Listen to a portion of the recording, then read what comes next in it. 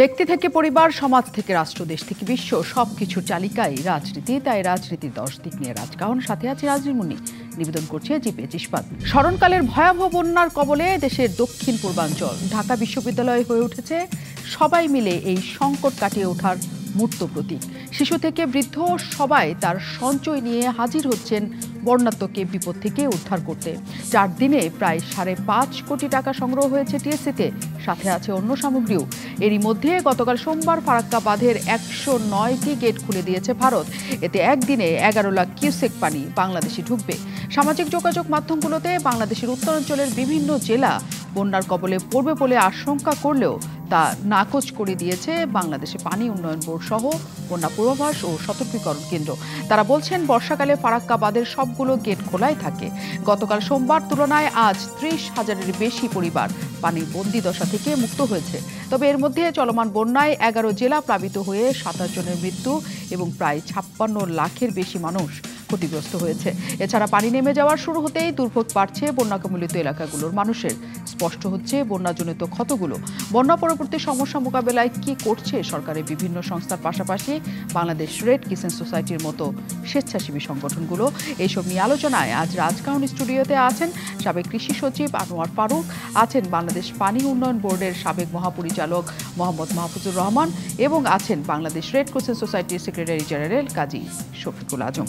এবং দর্শক, আপনারা আছেন আমাদের সাথে এই অনুষ্ঠান জুড়ে আমরা জানার চেষ্টা করব বন্যা পরবর্তী বাংলাদেশের অবস্থা কি হবে এবং সেই ক্ষেত্রে কত বরাদ্দ, কোথা থেকে সেই বরাদ্দ আসবে, সরকারের উদ্যোগ কি, বেসরকারিভাবে বা কতটা সেই সংকট মোকাবেলা করা সম্ভব হবে।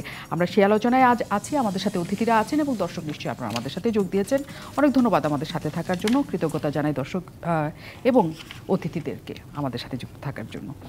আমি শুরু করতে চাই কাজী শফিকুল আজমকে দিয়ে, তিনি secretary general Bangladesh red crescent society. অনেক ধন্যবাদ, আপনি আমাদের সাথে যুক্ত আছেন। রেড ক্রিসেন্ট সোসাইটি ভীষণ রকমের দুর্যোগে কাজ করে। এইবার আসলে যে পরিস্থিতিতে আমরা বেসরকারি উদ্যোগগুলি দেখছি, সেগুলো যেহেতু রাস্তা ডুবে গিয়েছিল এবং সেখানে নৌকা বা জলযানের কোনো ব্যবস্থা ছিল না, প্রত্যন্ত অঞ্চলগুলোতে আসলে বেশিরভাগ মানুষেরই যাওয়ার সুযোগ হয়নি, যারা উদ্ধার করার চেষ্টা করেছি বেসামরিকভাবে। সেই ক্ষেত্রে আসলে ওইখানকার পরিস্থিতি কী ছিল, রেড ক্রিসেন্টের পক্ষ থেকে তা জানার সুযোগ হয়েছে কিনা? ধন্যবাদ আপনাকে। বাংলাদেশ দুর্যোগ প্রবণ দেশ, আমরা জানি, কিন্তু এবারে যে বন্যা উপর্যুপরি সিলেটে হয়েছিল 22 সালের ফ্ল্যাশ ফ্লাড, আর এইবারে এই দক্ষিণ পূর্বাঞ্চলের ফেনী অঞ্চল দিয়ে 11টা জেলার উপর দিয়ে যে বন্যা হয়েছে, এটা আনপ্রেসিডেন্টেড ছিল এবং এটা এমনভাবে হয়েছিল হঠাৎ করে। এটা ঠিক ওইভাবে পূর্বাভাসও পাওয়া যায় না, যে পূর্ব প্রস্তুতি নেওয়ারও সুযোগ ছিল না, খুব কম। কিন্তু যেহেতু হয়েছে এবং এটা এমনভাবে হয়েছে যে আমাদের প্রায় 56 লক্ষ লোক ক্ষতিগ্রস্ত হয়েছে এবং এর অধিকাংশ গ্রাম বা এমন অঞ্চলে যেখানে পৌঁছানো যাচ্ছে না। এবারে হঠাৎ করে পানিতে এমনভাবে হয়েছে যে উদ্ধার কার্যক্রমে পৌঁছানো যাচ্ছিল না এবং এখনও সেইটা বিদ্যমান আছে অনেকটা। তবে যেহেতু অনেক স্বেচ্ছাসেবী প্রতিষ্ঠান এখন কাজ করছে, আমরা জানি 5 লক্ষ লোক শেল্টার নিয়েছে এই 56 লক্ষের ভিতর, এবং তাদের খাওয়ানোর ক্ষেত্রে আমাদের এনজিও ব্যুরো আওতায় যে সমস্ত স্বেচ্ছাসেবী সংস্থা আছে, আমাদের রেড ক্রিসেন্টের মতো যে সমস্ত সরকারি অঞ্চলের সংস্থা আছে এবং সরকারি যে সংস্থা আছে, এর সমন্বয়ে এখন কার্যক্রমগুলো প্রাথমিকভাবে একটু সমস্যা থাকলেও এখন সেটা অনেকটাই কোঅর্ডিনেটেড প্রসেস হচ্ছে।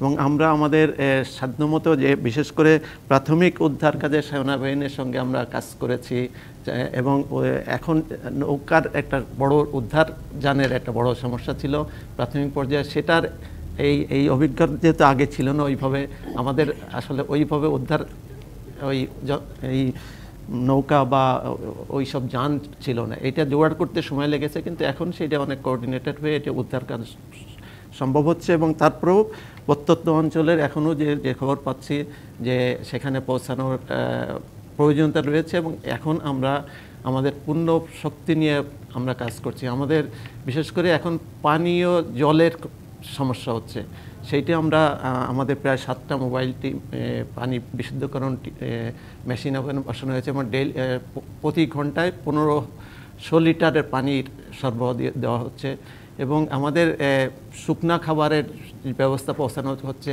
আমাদের প্রায় 2000 ভলেন্টিয়ার এই মুহূর্তে ওখানে 11টা জেলায় কর্মরত আছে এবং আমাদের যে ইউনিটগুলো আছে তাদের মাধ্যমে এই কার্যক্রমগুলো হচ্ছে এবং শুকনো ফুড দেওয়ার ছাড়াও আমাদের প্রাথমিক চিকিৎসার একটা বড় কার্যক্রম ওখানে চলছে এবং এটা এখন আপনি কি আসলে মনে করেন যেহেতু বলা হচ্ছে প্রায় 1.5 কোটি মানুষ বন্যার অবস্থায় আছে, 56 লক্ষ, সেটা যদি আমরা 50 লক্ষর জায়গা ধরি কোনো নাই, আমরা সেই জায়গাতে আপনাদের যে 2000 ভলান্টিয়ার আছে এত মানুষের জন্য তারা কি আসলে পর্যাপ্ত বা তাদের কাছে তারা যেতে পারবে?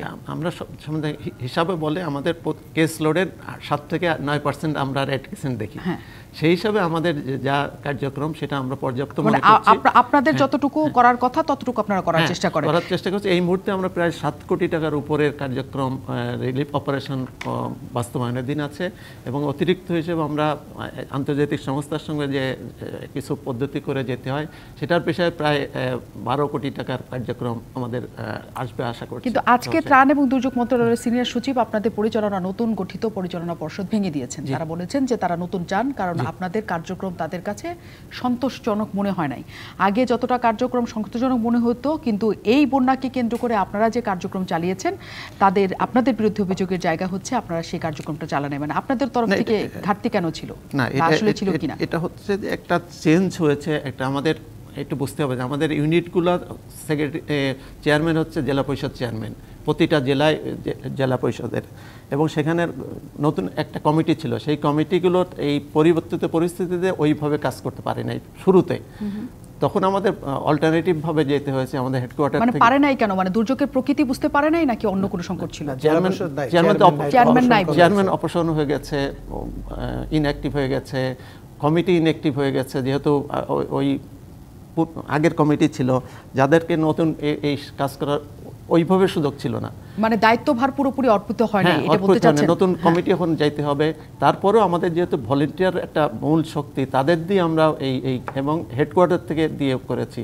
কিন্তু আমাদের কার্যক্রম যদি দেখেন, আমাদের পরশুদিনও দেখেন যুগান্তরের প্রধান হেডলাইন ছিল এই সার্ভিস, কিন্তু আমাদেরটাই ছিল। এবং আমাদের কার্যক্রম বিস্তারিত যদি দিই, আমরা দেখেন 7 কোটি টাকার কার্যক্রম মাঠে আছে এবং আমাদের শুকনো খাবার থেকে সহ প্রত্যেকটা ইউনিটে এখন আমি একদম বিস্তারিত আপনার কাছ থেকে জানতেই চাই, কারণ পানি নেমে যাওয়া শুরু করেছে। আসলে মূল কাজটাই তখন বেশি করে শুরু হবে। আপনারা কি করবেন নিশ্চয়ই সেটা জানবো। আমাদের সাথে আছেন মোহাম্মদ মাহফুজুর রহমান, সাবেক মহাপরিচালক, বাংলাদেশ পানি উন্নয়ন বোর্ড। অনেক ধন্যবাদ, আপনি আমাদের সাথে যুক্ত আছেন। যে কথাটি সবসময়ের জন্য বন্যার ক্ষেত্রে হয়, প্রথমে দোষারোপ তৈরি হয় পানি উন্নয়ন বোর্ডকে দিয়ে, কারণ বাঁধ সংক্রান্ত একটা জটিল জায়গাতে আপনারা পড়ে যান, সেই দোষটা তো থাকেই। এবং তাছাড়া পূর্বাভাস থেকে শুরু করে আপনারা কেমন ব্যবস্থাপনা নিলেন সেই জায়গাতেও আপনাদের বরাবরই একটা থাকে, এবং কিছু ঘাটতির জায়গা তো থাকেই। এখনও বলা হচ্ছে যে বাঁধগুলি যদি ভালোভাবে থাকতো তাহলে ফেনীর অবস্থা এই জায়গায় হতো না। আপনাদের কি মতামত? আসলে ধন্যবাদ। আসলে এইবারের বন্যাটা যদি আপনি দেখেন, এটা একটা কিন্তু নর্মাল বন্যা না, যেটা উনি বলেছেন যে আনপ্রেসিডেন্টেড বিষয়টা। বন্যাটা আসলে 3 ধরনের হয়।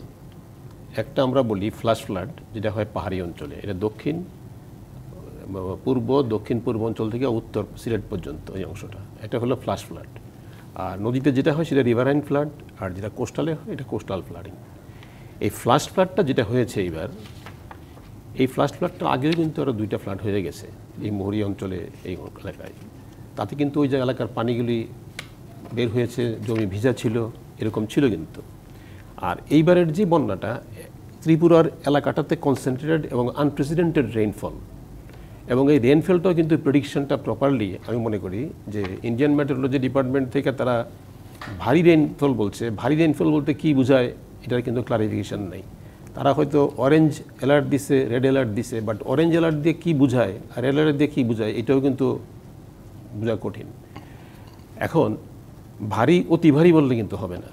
এইবারের যেটা হয়েছে এটা ভারী অতি ভারী তো বলা যায় না, কারণ ভারী অতি ভারী বলতে তারা যেটা ভারী বৃষ্টি বোঝায় 44 থেকে 88 সেন্টিমিটার, 88-র উপরে হলেই অতি ভারী। এখন সেটা 400 হলেও অতি ভারী। এবং অতি ভারী রেইনফলটা তো আমার বড় কথা না, ওই অতি ভারী কোন এলাকাতে হচ্ছে এবং সেখানে বৃষ্টির পরিমাণটা কত হচ্ছে, কয়দিন ব্যাপী হচ্ছে। তো এইটা কিন্তু অতীতের যে কোনো রেকর্ডের সাথে কম্পেয়ার করলে এটা আপনি কম্পেয়ার করতে পারবেন না, এটা আনপ্রেসিডেন্টেড। তো সেই পানি যেহেতু বাংলাদেশ লোয়ার রাইপেরিয়ান এবং সেখানে পার্বত্য এলাকা, আপনি ত্রিপুরার এলাকাটাই পার্বত্য এলাকা, গোমতীর যে ক্যাচমেন্ট আছে, যে অববাহিকা, মুহুরীর যে অববাহিকা, প্রত্যেকটাই ভাগ করা এখানে পাহাড়ি অঞ্চল দিয়ে আছে। এখন সেই পানিটা যখন বৃষ্টিটা হওয়ার পরে 6 ঘন্টার মধ্যেই বাংলাদেশে ঢুকে, কারণ খুব পাহাড়ি ঢাল খুব বেশি। এখন প্রশ্ন হলো, যদি এখন বৃষ্টির পরিমাণটা আমরা জানতে পারলে হয়তো আমরা যেটা করতে পারতাম, মানুষকে সতর্ক করা যেত যে কি পরিমাণ পানি আসছে। এখন অতীতে যেগুলি হয়েছে, যে হঠাৎ বৃষ্টি হয়েছে, বৃষ্টিটা হয়তো 3 ঘন্টা বৃষ্টি হয়েছে, 3 ঘন্টা একটা ফ্লাশ ফ্লাড হয়েছে, একসাথে হয়তো 10 ফিট পানি বেড়েছে। 10 ফিট পানি যখন পাস হয়ে গেল, 3 থেকে 4 ঘন্টার মধ্যে সে পাস হইতে গিয়ে কোথায় কোথাও ভেঙেছে নদীর পার, কোথায় কোথাও ভাঙেনি। আবার সেই ফ্লাডটা কিন্তু দেখা গেল যে পরের দিনই পানি নেমে গেছে। কিন্তু এইবার কিন্তু এটা 3 দিন টানা বৃষ্টি হয়েছে। এখন এই 3 দিনের টানা বৃষ্টিটা যেটা হয়েছে, এটার জন্য তো আমি কোনো সতর্কতা সেভাবে কেউ পাই নাই। আমাদের যে ডিপার্টমেন্ট অফ আবহাওয়া পরিদপ্তর যারা আছে, তারাও কিন্তু ওই ভারী বৃষ্টি এইটুকুই বলা হয়েছে। যদি সতর্কতা আসতো আপনাদের কাছে, আপনারা বুঝতে পারতেন যে এই পরিমাণ ফ্ল্যাশ ফ্ল্যাড হবে। না, আমি একটু বলে নিই, সতর্কতা যদি ওইভাবে আসতো যে আমাকে 200 মিলিমিটার বৃষ্টি হবে আজকে, এবং সেই 200 মিলিমিটার বৃষ্টির জন্য কি পরিমাণ পানি জেনারেট করবে নদীতে, যেমন গোমতীতে ধরেন 20,000 থেকে 21,000 কিউসেক পানি ফ্লো করতে পারে। এখন আমার যদি কোন এরিয়াতে পড়বে এবং কি পরিমাণ বৃষ্টি হবে এবং সেই পরিমাণটা যদি কোয়ান্টিফাই করা যেত, আমাদের আবহাওয়া বা যে দপ্তরগুলি আসতেছে তারা কিন্তু কোয়ালিটেটিভ দিচ্ছে, কোয়ান্টিটেটিভ দিচ্ছে না। তা আপনি কোয়ান্টিফাই করতে না পারলে তো বুঝতে পারবেন না, এবং তার ডিউরেশনটা কত, এই কোনোটাই কিন্তু সেখানে ছিল না। আর তার উপরে হয়ে গেছে পরপর 3 দিন। যেমন 16 তারিখ থেকেই যখন জলবায়ুর পরিবর্তন, আবহাওয়ার যে ইয়েটা হয়েছে, লঘুচাপটা হয়েছে, সেটা ভারত থেকে তারা আশা করতেছিল যে ক্যালকাটার দিক থেকে বিহারের দিকে চলে যাবে, কিন্তু এটা চলে আসছে সেই বরিশাল, খুলনা হয়ে বরিশাল হয়ে নোয়াখালীর দিকে। নোয়াখালীতে এসে এক জায়গায় নোয়াখালী না, সেই নোয়াখালীর কিছু অংশ, ফেনীর কিছু অংশ সহ ত্রিপুরা অংশতে পুরো স্থির হয়ে গেছে। এখন এই ধরনের প্রেডিকশন তো ছিল না, সেটা ছিল না। যদি আমাদের, আমি প্রশ্নটা করলে আমি একটু বলে দিতেছি আমি, যে আপনি বলতেছেন যে পানি উন্নয়ন বোর্ড কিছু করার নাই, কারণ যে পরিমাণ পানি এসেছে এবং যে পরিমাণ পানির হাইট এসেছে, কিছু করার ছিল না, আপনি কোনো কিছুই করার ছিল না এখানে। আমি সেই জিনিসটাই জানতে চাইছিলাম যে আগে থেকে তারা ভারী বৃষ্টিপাতের কথা বলেছে, সেটার কোনো সুনির্দিষ্ট অবস্থান আমাদের কাছে ছিল। হ্যাঁ, সুনির্দিষ্ট ছিল না। তাদের 400 মিলিমিটারের বেশি বৃষ্টিপাত হয়েছে গড়ে, তাদের 3 দিনে খুবই খারাপ অবস্থা ছিল। কিন্তু যদি তারা আগে বলতো এবং আমরা যদি আগে জানতাম যে এই পরিমাণ বৃষ্টি হচ্ছে এবং সেই ঢলটা আমাদের এখানে চলে আসবে, পানি উন্নয়ন বোর্ডের কি করার ছিল? এটা পানি উন্নয়ন বোর্ডের বিষয় না, বিষয়টা হলো যে পানি উন্নয়ন বোর্ড যেটা করতে পারতো, হ্যাঁ, পানি উন্নয়ন বোর্ডের flood forecasting and warning centre আছে। তারা কিন্তু যেটুকু তথ্য পেয়েছে তার ভিত্তিতে কিন্তু তারা একটা ফোরকাস্ট করেছে। এখন যদি অন্তত আপনি 8 ঘন্টা বা 10 ঘন্টা আগে ফোরকাস্টটা জানতে পারতাম আমরা, তাহলে কি হতো? তাহলে অন্তত মানুষের যে ক্ষতিটা এখন হয়ে গেল, এই ক্ষতিটার পরিমাণটা আমরা কমাইতে পারতাম। যেমন আমি একটা এক্সাম্পল দিই, গোমতীতে যখন হয়েছে একটা পরিবার, আমি দেখলাম টিভিতে, আমি দেখলাম তখন যে একজন বলছে যে আমি গোমতীর যে ফ্লাশ, মুহুরীর যে ফ্লাশটা, এটা ধরেন আপনি 1 থেকে 2 ঘন্টা বা 3 ঘন্টার মধ্যে একসাথে আপনি 14 ফিট পানি বেড়ে যায়। এখন যেই লোকটার ঘরে একটা ফ্রিজ আছে, তার ঘরে একটা হয়তো ইলেকট্রিক মোটর আছে, তার ঘরে আদার্স ইলেকট্রিক ইকুইপমেন্টস আছে, সে না হয় চেয়ার টেবিল এগুলি সরাতে পারবে না, কিন্তু সে ফ্রিজটা তো সরাতে পারতো। হ্যাঁ, অনেক কিছু তারা পারতো, তাদের পূর্ব প্রস্তুতির জায়গা থাকতো যে মানুষ তাদের সম্পদ রক্ষা করতে পারতো, তাদের জীবন রক্ষা করতে পারতো, আংশিকভাবে পারতো। কিন্তু সেখানকার মানুষের একটা অভিযোগের জায়গাটা, প্রশ্নটা রেখে আপনার কাছে যাই, তাহলে আমি উত্তরটা নিতে পারবো। যে বাঁধগুলি যেমন যদি এরকম অস্থায়ী না হতো, বাঁধগুলি যদি নির্ধারিত মাপ না হতো, আপনি যেটা বলছেন যে 10 থেকে 14 ফিটের মতো ফ্ল্যাশ ফ্লাডের জায়গা তৈরি হয়, সেই উচ্চতায় আমাদের কেন ছিল না, কেন তৈরি হয় না, এই ধরনের অনেক জায়গা, তাদের প্রশ্নের জায়গা আছে। আমি নিশ্চয়ই আপনার কাছে উত্তরও আছে, আমি নিতে ফিরবো, কিন্তু তার আগে আমি কাজী শফিকুল আজমের কাছে কথা শেষ করেছি।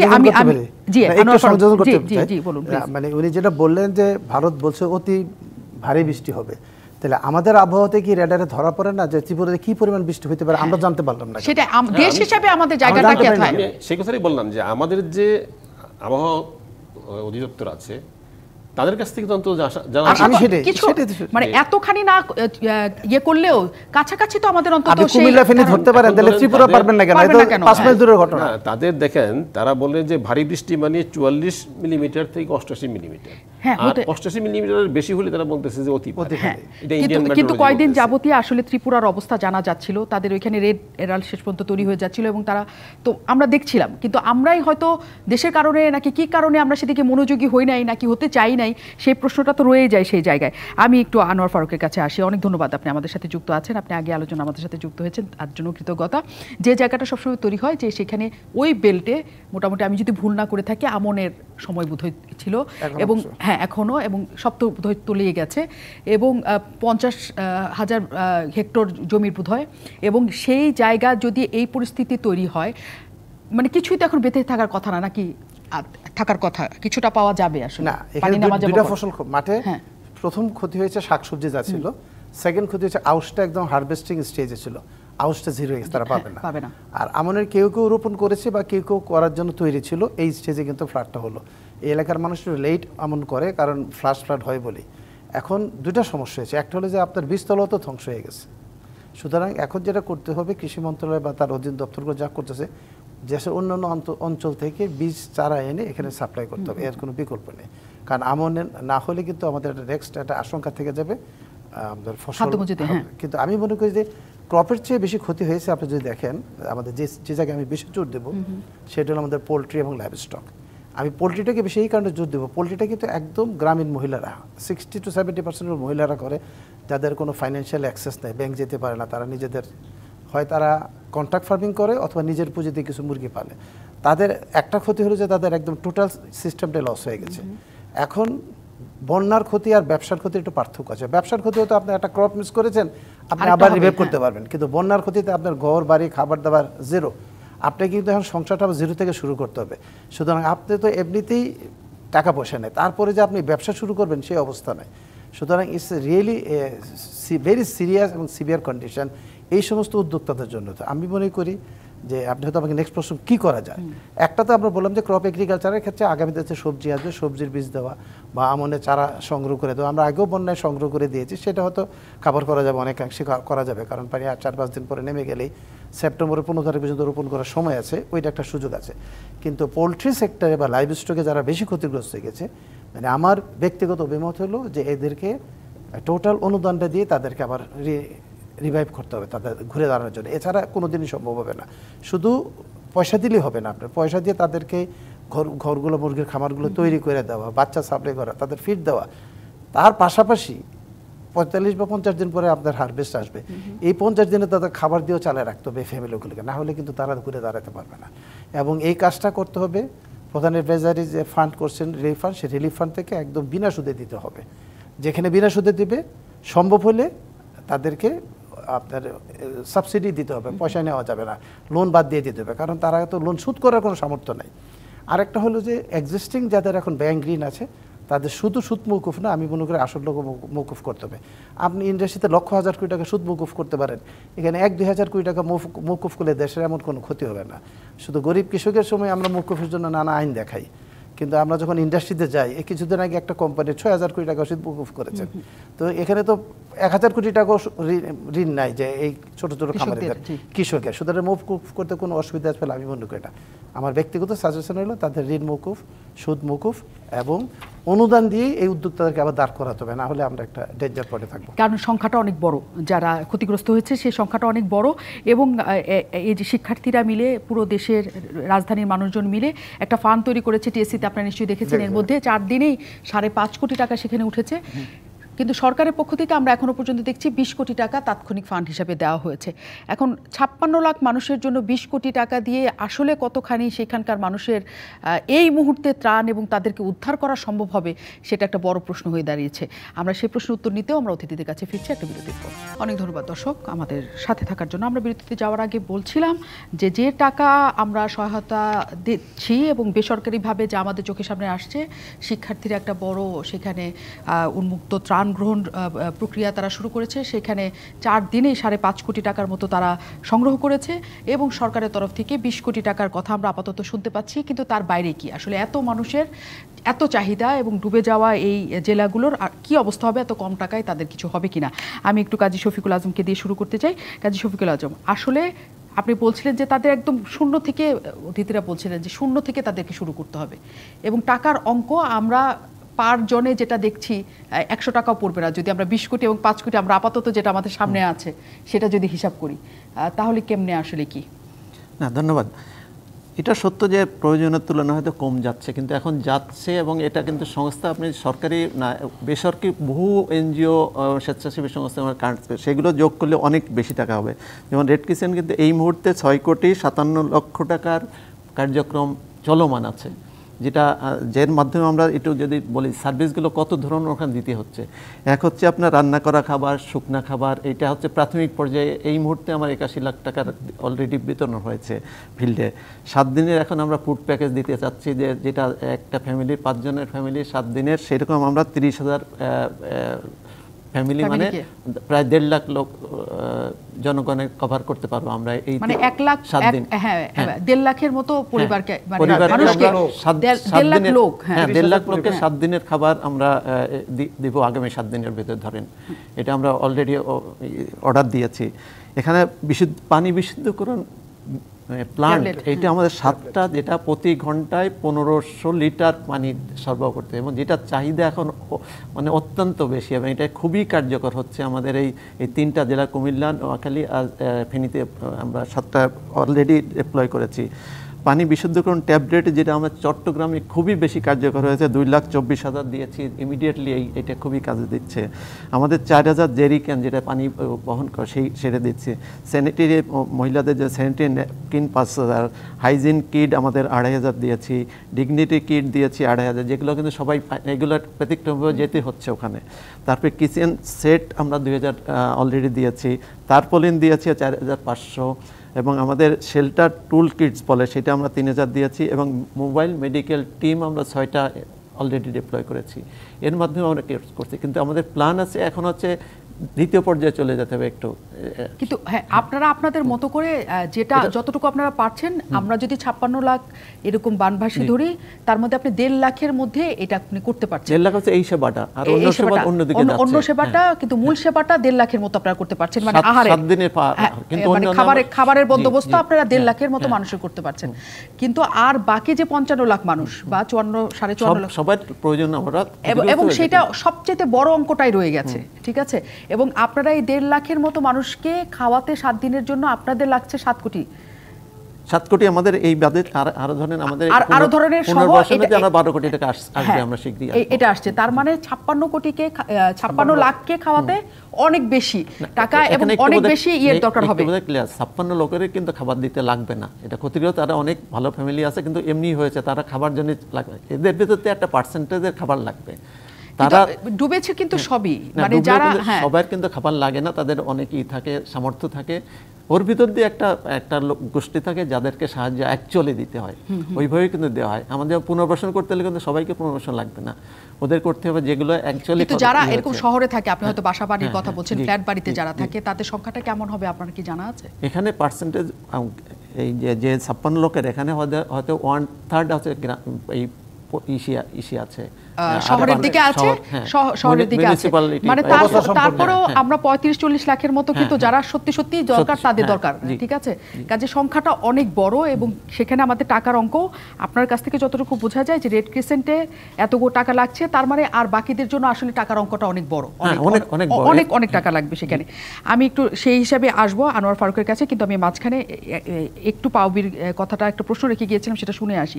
মোহাম্মদ মাহফুজুর রহমান যে প্রশ্ন রেখে গিয়েছিলাম, যে সেখানকার মানুষের প্রশ্ন হচ্ছে যে আমরা যদি যেমন ধরেন যে একই জায়গায় কুমিল্লা আমরা 3টা বা 4টা ডুবে গেল, গোমতী নদীর বাঁধ পানি উপচে ভেঙে, একই সাথে মুহুরী এবং ওইটা বোধহয় কোহরা বা এই ধরনের আরেকটা, হ্যাঁ কোহুয়া, তাদের 11টার মতো বাঁধ ভেঙে পুরা ফেনী তলিয়ে গেল, পুরো তলিয়ে গেল। 11টা বাঁধ ভাঙা কিন্তু বিশাল ব্যাপার, হ্যাঁ চাপ ছিল, তোড় ছিল, সমস্ত কিছু ছিল, কিন্তু সেখানকার মানুষের এর জায়গা হচ্ছে এই বাঁধগুলো এত নাজুক এবং এত অস্থায়ী যে এই চাপ রাখার ক্ষমতা এইসব বাঁধের নাই, এবং এই যে স্থায়ী করা যায় না এবং প্রতি বছরই এই কর্মকাণ্ডের মধ্যে দিয়ে যায়, এটার কি কোনো ব্যাখ্যা আসলে পাওয়ার কাছে আছে?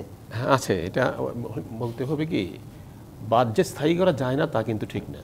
এখন প্রশ্ন হলো আপনার নদী মুহুরী নদী দেখেন, কহুয়াটা কিন্তু নদী ছিল না, কহুয়াটা কিন্তু প্রথম ছিল মুহুরী নদী। এই মুহুরী নদী যখন বন্যা হয় তখন সেই বন্যার পানি অ্যাকোমোডেট করার জন্য কহুয়াটা ড্রেজিং তৈরি করা হলো।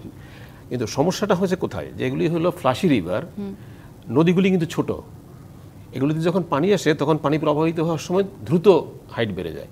এখন পানিগুলো যদি অ্যাকোমোডেট করতে হয় আমাকে 2 পারে তো বাদ দিতে হবে, কিন্তু যখনই আপনি বাদ আগে দিয়েছেন এই বাঁধের নদীর থেকে বাঁধের যে ডিস্টেন্সটা দূরত্বটা এটার পরিমাণটা কিন্তু কম। আপনি যদি পানিকে অ্যাকোমোডেট করার জন্য তার স্পেস বাড়াইতে হয় তাহলে আমার বাঁধগুলিকে দূরে নিতে হবে প্রথম, তারপরে বাঁধগুলিকে ওই রেঞ্জে আমাকে ডিজাইন করে সেই হাইটে নিয়ে যেতে হবে। তা আপনি যখনই দূরে নিতে যাবেন, পানি উন্নয়ন বোর্ড যে চেষ্টা করে নাই তারা অতীতে চেষ্টা করেছে ফেনীতে, কিন্তু মানুষের বসতি, আমরা যেহেতু ঘনবসতি, আমাদের শহরগুলিও নদীর পাড়ে, এখন আপনি এই বাঁধগুলিকে যখন দূরে নেবেন যে পরিমাণ আমাকে রিসেটেলমেন্টের প্রশ্ন আসবে, যে পরিমাণ ল্যান্ড অ্যাকুইজিশন করতে হবে, এটা তো এখন আমাদের এই অবস্থায় এটা প্রায় ইম্পসিবল। এখন সেই ক্ষেত্রে ওই রকম যদি পরিকল্পনা নেওয়া সম্ভব হয় তাহলে আমি মনে করি যে অনেকাংশে এটাকে কমানো সম্ভব। তবে যদি এরকম আনপ্রেসিডেন্টেড হয় তারপরেও যে 2-1 জায়গায় ভাঙবে না সেটা কিন্তু বলা যায় না। আর এখানে একটা কথা আমি বারবার রিপিট করছি যে পাহাড়ি এলাকায় যখন একদিন বৃষ্টি হয়, একদিনে আপনি ধরেন 150 মিলিমিটার বৃষ্টি হলো, সেটার যে ফ্লাডটা হবে, আর যদি সেই বৃষ্টিটা 3 দিন কন্টিনিউ করে তখন কিন্তু আপনাকে ভাঙার পরে, যেমন একদিন যদি বৃষ্টিটা হয় ভাঙার পরে কিন্তু পানিটা ডিস্ট্রিবিউট হয়ে যাচ্ছে ল্যান্ডে, সেখানে বন্যাটা 2 দিন বা 3 দিনেই নেমে যাবে, যেটা ফেনী এবং ওই অঞ্চলটাতে। কুমিল্লায় হলে 2 দিনের মধ্যে নেমে যাবে। কিন্তু যদি পরপর 3 দিন বা 4 দিন বৃষ্টি হয় সেই বৃষ্টিপাতের পানিটা কিন্তু ছড়িয়ে যাবে, এবং এখানে তাই ঘটেছে। আর এখানে আরেকটা বিষয় আছে, যেমন ধরেন ফেনীতে কখনোই সাধারণত এই ধরনের এত বড় হয় না বলে সেই প্রস্তুতিও ছিল না। নোয়াখালী এবং বেগমগঞ্জ এই এলাকাটাই নর্মালিও একটু কিন্তু ডিপ্রেশন আমাদের, কারণ এই কোস্টাল এরিয়াটা। এখন আমাকে যদি সেটা করতে হয় তাহলে আমাকে বাঁধগুলিকে দূরে নিতে হবে, এটা এক। আর আরেকটা হলে আমার নদী তো দখল হয়ে গেছে অনেক জায়গায়। আপনি এই ফেনীর থেকে শুরু করে যখন সেই পর্যন্ত মুসাপুর পর্যন্ত আমরা যান, সাগর পর্যন্ত, সেখানে দেখবেন যে নদীর মধ্যে সে মাছ ধরার জন্য অনেকে জাল ফেলেছে, অনেকে হয়তো নদী এনক্রোচ করেছে, আবার আগেই নদী এনক্রোচ করে ফেলছে অন্য কারণে। আবার আপনি ধরেন আমাদের যে ডেভেলপমেন্ট ওয়ার্ক হয়েছে বিভিন্ন ডিপার্টমেন্টে, দেখা গেল যে একজন চেয়ারম্যান সাহেবের বাড়িতে যাওয়ার জন্য রাস্তা তৈরি করে ফেলছে। যারা দুর্যোগ ব্যবস্থাপনা তাদের করার কথা, যারা দুর্যোগ ব্যবস্থাপনা করার কথা, তারা কিন্তু 20 ফিটের কালভার্ট তৈরি করেছে, হয়তো আপনারা জানেন সেটা।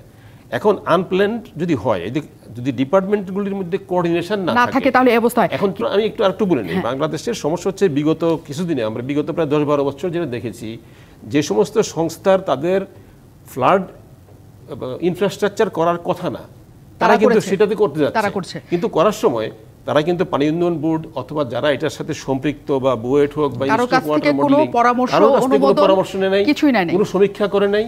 এবং এই যে আনপ্ল্যান্ড ওয়েতে আমরা করে গেলাম, এই করার কারণে কিন্তু পানি নামতে আমাদের দেরি হচ্ছে।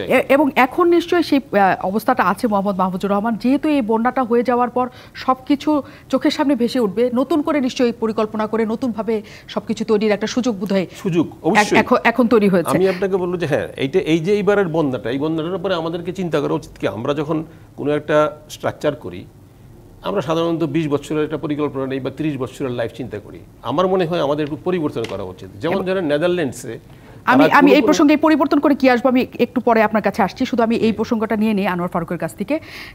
যে প্রসঙ্গটা আমি শুরু করেছিলাম কাজী শফিকুল আজমকে দিয়ে, যে আসলে অর্থ ছাড়া এখন আর কোনোভাবে এইখান থেকে বের হয়ে আসা এই মানুষগুলোর পক্ষে সম্ভব নয়। এবং যে অর্থের কথা আমি বললাম, যেটা চাক্ষুষ আমরা দেখতে পাচ্ছি, নিশ্চয়ই অন্যরা অনেকভাবে সাহায্য করছে, কিন্তু এই অর্থটা খুবই অপ্রতুল, খুবই সামান্য বলা যায়।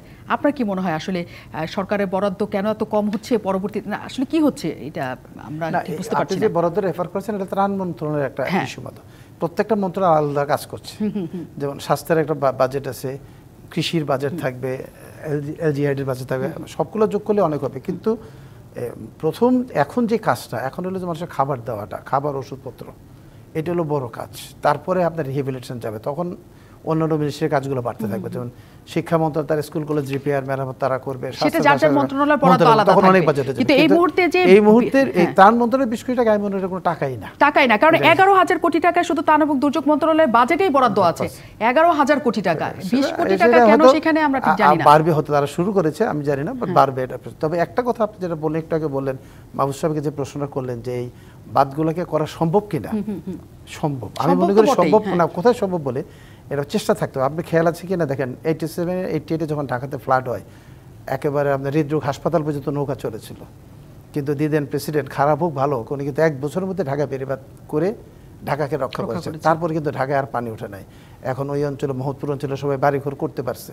ওই বাঁধ যদি ওই সময় ঢাকা না আসতো, বেরি বাঁধ, তাহলে কিন্তু এখনো প্রত্যেক বছর ঢাকা পানি আসতো।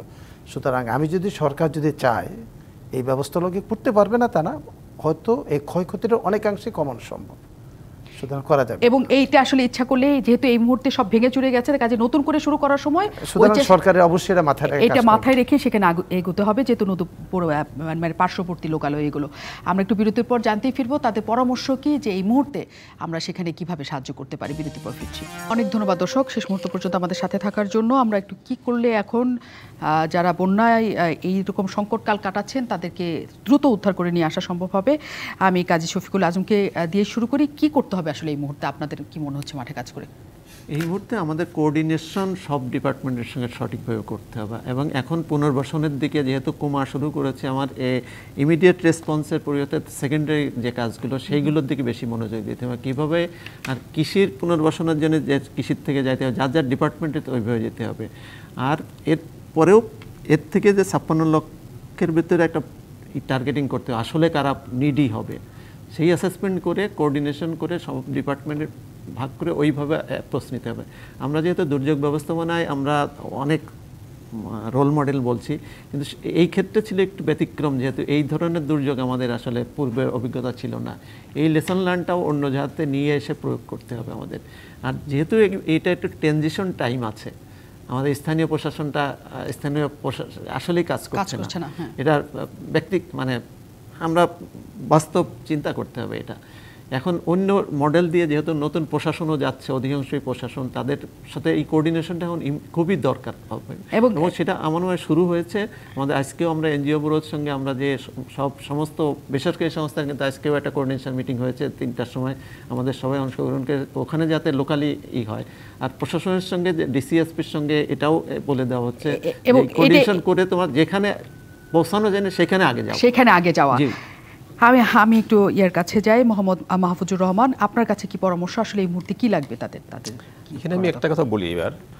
এবার আমরা একটা বিষয় বুঝতে পারলাম, এটা হলো যে আমরা যত ধরনের উন্নয়নই করি না কেন, আপনাকে যদি বন্যা ব্যবস্থাপনা বা পানি সম্পদ ব্যবস্থাপনাটাকে যদি আমরা প্রপারলি টেক কেয়ার না করি, তাহলে আপনার কোনো উন্নয়নই কিন্তু টেকসই উন্নয়ন হবে না, সাস্টেনেবল হবে না। এবার একটা এক্সাম্পল দিয়ে বলি, আমরা রাস্তা করি, আমরা হাট বাজার তৈরি করি, গ্রোথ সেন্টার করি, বা একটা স্টেডিয়াম তৈরি করি, বা একটা স্কুল তৈরি করি।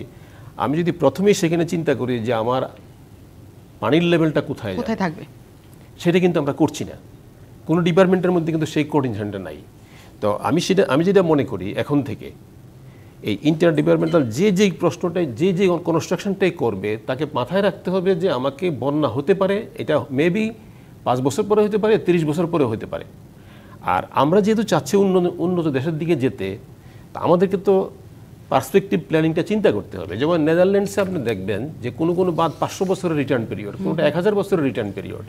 কিন্তু আমাদেরও কিন্তু বড় বড় অবকাঠামো এবং গুরুত্বপূর্ণ অবকাঠামো যখন আমরা করব, আমি মনে করি এখন থেকে, যেটা আমরা এখনো করছি না, সেটাকে অন্তত ন্যূনতম 200 বছরের ফ্লাড ফ্রিকোয়েন্সিকে কনসিডার করে করতে হবে। 1, 2 হলো আমাদের যে নদী, খাল, বিল, লোল্যান্ড যেখানে যেটা আছে, আমরা সেইগুলিকে যাতে ভরাট না করি, এবং আমাদের যে পানি নামার যে রাস্তাগুলি আছে, এইগুলিকে যাতে আমরা আবার নতুন করে আগের পজিশনে নিয়ে আসতে হবে, এবং নতুন করে যেখানে যদি এনক্রোচমেন্ট যাতে না হয়।